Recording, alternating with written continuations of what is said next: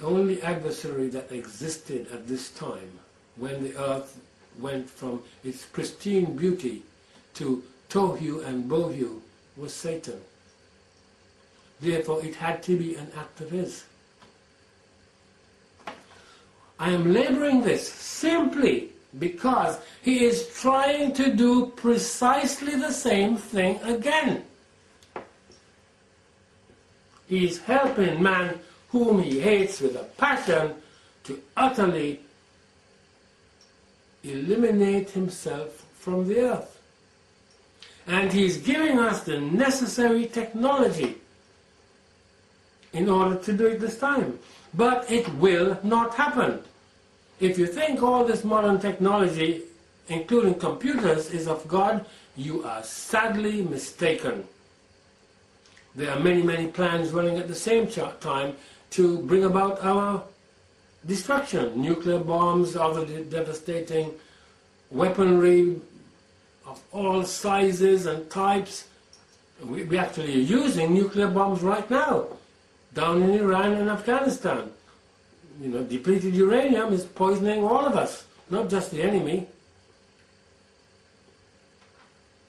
September 17th, I heard a government minister say that they were going to add fluoride to the water to take care of the dental condition of the children and the adults, whether we like it or not. Fluoride is a poison.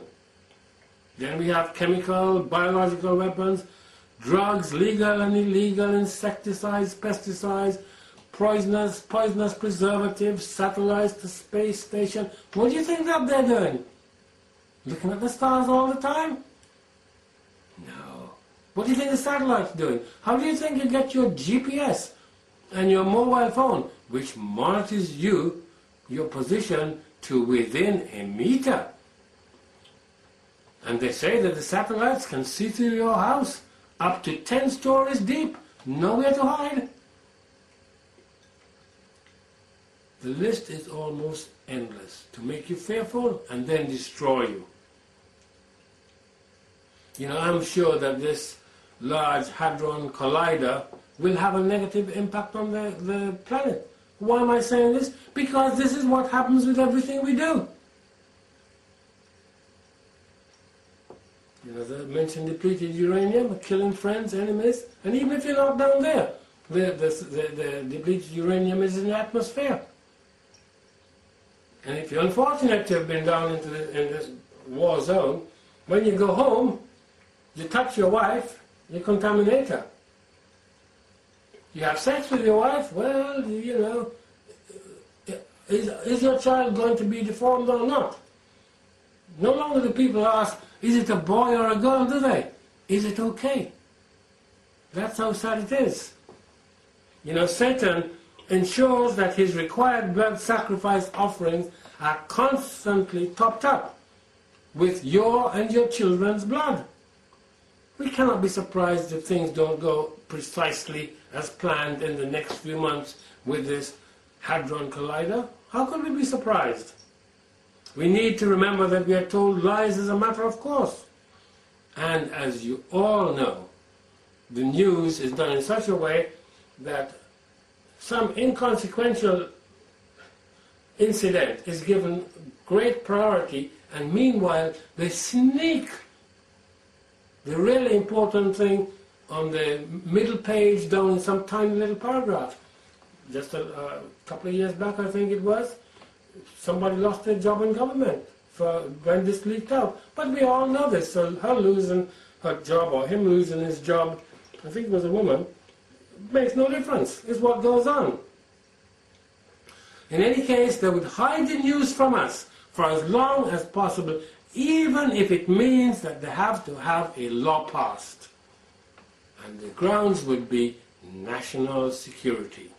I'll deal with that one time. You know, we have wonderful microwave cookers that destroy all the nutrition in food. We have non-stick pans, which we are told is a beneficial spin-off from the space program. Wow. Now we are told they're not good for us. The aluminium cooking pans are also harmful.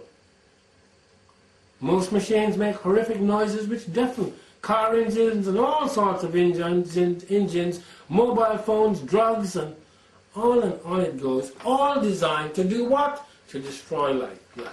Give you disease and kill you. Is it any wonder that Christ said that if he did not cut short the days, no flesh will be saved alive?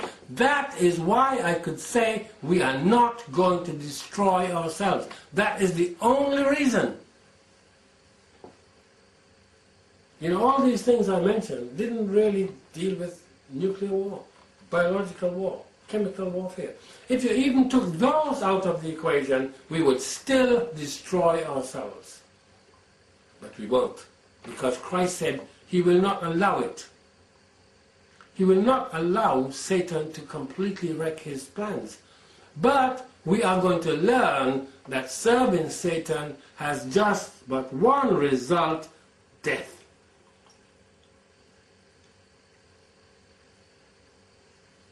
So, you know, man will try to destroy all life, but he will not be allowed to do it.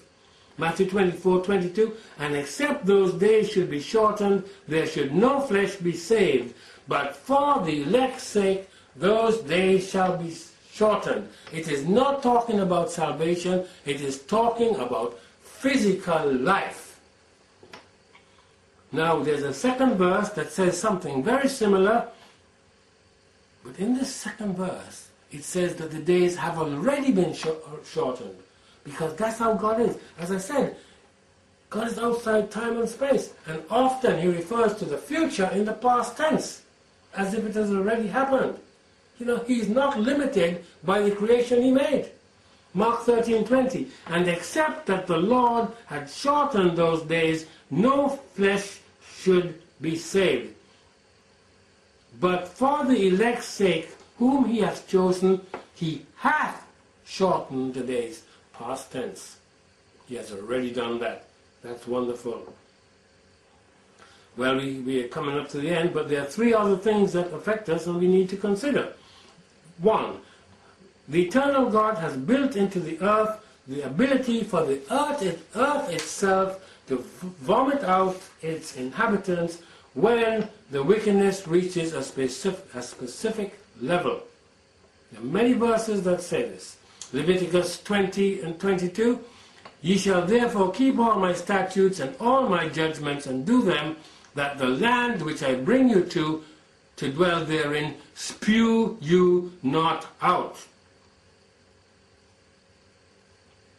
Leviticus 18:25, and the land is defiled, therefore I do visit the iniquity thereof upon it, and the land itself vomiteth out her inhabitants. So there's an automatic system in operation. At a certain point, the iniquity reaches it, boom, that's it.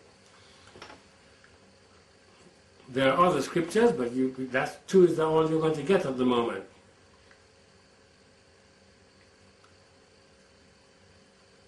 We can see another means of destruction as a result of sin. We should be telling everyone this is the way, walk in it, and giving them the reason for their condition. But how can we tell others when we don't know it ourselves?